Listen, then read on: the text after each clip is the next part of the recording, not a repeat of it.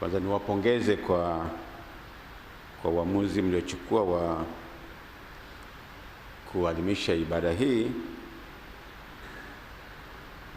kumwombea ndugu yetu na baba yetu Askofu Bernardini Mfumbusa. Hizi habari tumezisikia jana muda wa asubuhi tu, lakini nimekuwa wa kwanza kuguswa na kuadhimisha ibada hii. Ni jambo zuri, jambo la imani kumwombea, kwa sababu tunafahamu hakuna aliye mkamilifu ila Mungu peke yake. Kwa hivi tunamwombea ili Mungu amsamehe kwa kila kosa, doa alokuwa nalo, na apate kupokelewa katika makao yake ya milele.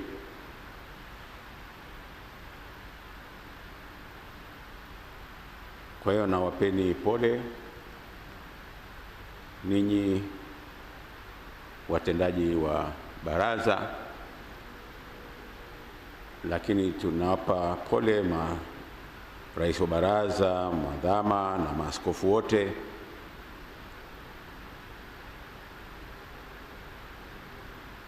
Lakini listi hiyo ni ndefu ya kusema pole, kwa sababu ya historia ya baba Askofu Mfumbusa. Mimi binafsi nimeanza kumsikia akiwa anafundisha kule chuo kikuu cha Sauti, mhadhiri maarufu. Baadaye tumefahamiana kwenye baraza hapa. Kwa hivyo naweza kuwapa pole wana Sauti, kwa sababu ndio walimtunza na kumwezesha hata kufahamika.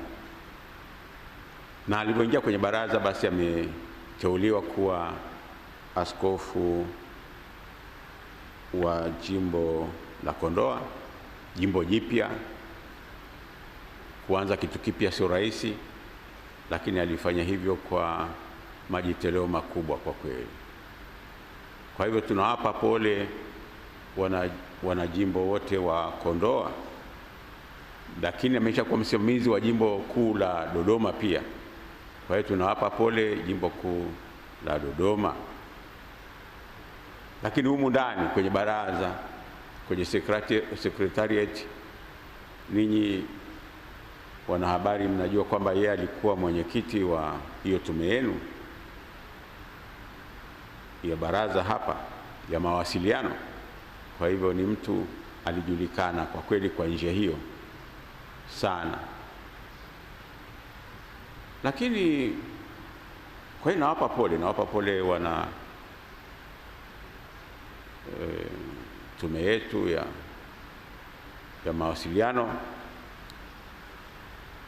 Lakini baba huyu alikuwa maarufu sana, kwa vile kila mahali tukienda kwenye mikutano yetu hii mikubwa, unakuta ameteuliwa kwamba yeye ndiye msemaji wa mambo ya mawasiliano. Kwa hivi nafahamu kwamba alikuwa mmoja kati ya wanabaraza la chuo kikuu cha Kuea cha Afrika Mashariki. Kwa hiyo nafikisha hizi pole kwa chuo kikuu kule Nairobi. Lakini alikuwa, yani mimi na yeye tulikuwa karibu, kwa sababu mimi nipo kwenye halmashauri kuu ya MESEA kule Nairobi, na mara nyingi huwezi kupatikana muda wote, yani kila mara uende kwenye mikutano. Yeye ndiye alikuwa ananiwakilisha, na muomba tu mara moja na anaitikia mara moja, anaenda kufanya kazi hiyo.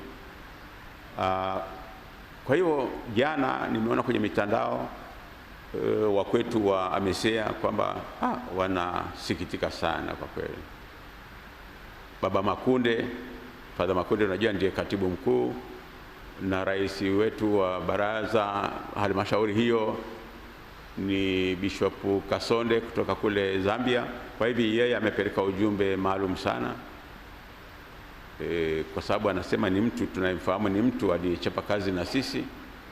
Kwa hivi kwenye upande wa mawasiliano Afrika naye alikuwa na cheo, kwa hiyo nawafikisha hizo pole kwa wao pia, kwa MESEA, lakini kwa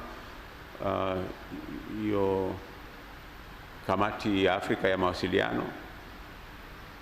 Na hivi majuzi tu, nadhani si zaidi ya wiki mbili zilizopita, aliteuliwa na Baba Mtakatifu kuwa mshauri wake wa mambo ya mawasiliano, kitu ambacho hata hajaanza kazi.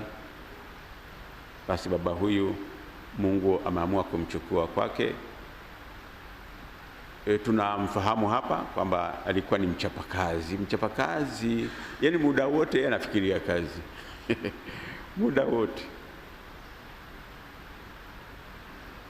kiasi kwamba hata ratiba yake, tukiwa hapa, ratiba yake tunaweza tukasema baba yuko wapi yule? Baba yuko, kumbe yuko kazini.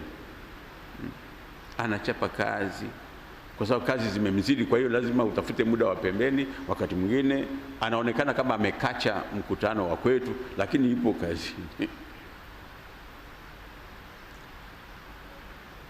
Na katika kuongea na watu mbalimbali hapa, masista jana tu wameniambia baba yule mpaka umkazanie yale, yani atafute muda wa kula. Kwa hiyo akija hapa wala haonekani sana kwa sababu yupo kazini, chumbani kwake kazini, kwa sababu kuna mikutano ya kuandaa hiki, kuandaa kile, kutayarisha hiki na kile. Alafu jambo ambalo ni zuri nilosikia kwa sister jana akiniambia kwamba ukimkazania ale, anasema kwamba yuko kazini na Yesu atamkuta yuko kazini. Yesu atakapokuja mara ya pili atamkuta yuko kazini. Kwa hivi na kweli, hata kama hatujui ugonjwa wake hasa, lakini alikuwa ametoka hospitalini akielekea nyumbani ili akaendelee na kazi, kwa sababu anaona jimbo asipochapa kazi jimbo halitaenda. Na kweli ndio hivyo, kwa sababu inahitaji tu, wapendwa, mfike pale jimboni kwake Kondoa, muone jimbo lilianza juzi jinsi amelipeleka mbele tena mbali.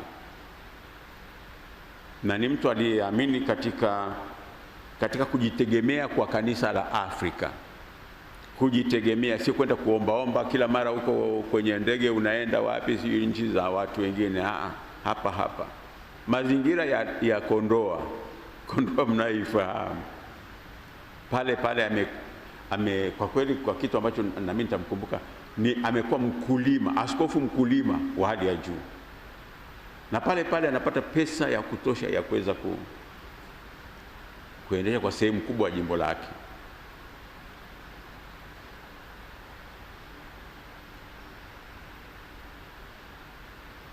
Mungu akijalia tutafika tu pale na mtajionea vitu alivyofanya kwa kutumia rasilimali ndogo za jimbo pale, lakini akaziendeleza na zimezaa sana. Baba huyu alikuwa mkarimu, ukipita pale kwake lazima akupe kitu, lazima, huwezi ukaondoka hapo mikono mitupu.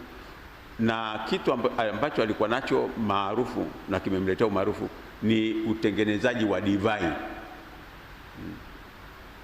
Licha ya kulima, analima nyanya sana na zabibu, lakini anatengeneza divai kuipatia value. Divai ukiuzia tu mtu hivi si ni matunda tu, divai ni yani zabibu ni matunda, lakini ukitengeneza yale matunda yanageuka kuwa divai. Na divai chupa moja tu labda ni shilingi 30,000, 40, 50. Kwa hiyo alikuwa anatengeneza, amenunua yale mamitungi makubwa haya ya masufuria ya mapishi ya divai kama sinapikwaga kwanza, basi yeye alikuwa nayo, amenunua ya gharama kubwa kwa ajili ya kulifanya jimbo la Kondoa liweze kujitegemea. Na mwisho niseme kwamba sisi watu wa ufufuko, watu wa imani katika ufufuko, ni kama unasema mtu amekufa mazingira mazuri, amekufa kifo chema. Kwa sababu ni juzi tu tumekuwa na Pasaka, ufufuko wa Bwana, tuko wiki la pili, na yeye akiwa njiani ameugua kwa ghafla sana, na ajabu huko kuugua kwenyewe kumemletea kwa mahututi. Hata alipofika hospitalini kule Benjamin Mkapa, madaktari, unajua, unaangalia mgonjwa unasema ni muujiza tu, ni muujiza wa Mungu utakaofanya jambo hili aweze kupona. Basi katika hayo nilivyosikia amekuwa mahututi, lakini ananieleza, naye unaona kwamba natilia mashaka kwamba ni vigumu kupona. Jana asubuhi na mapema amekata roho.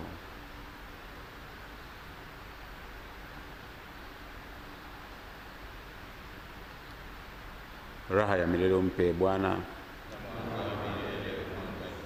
apumzike kwa amani.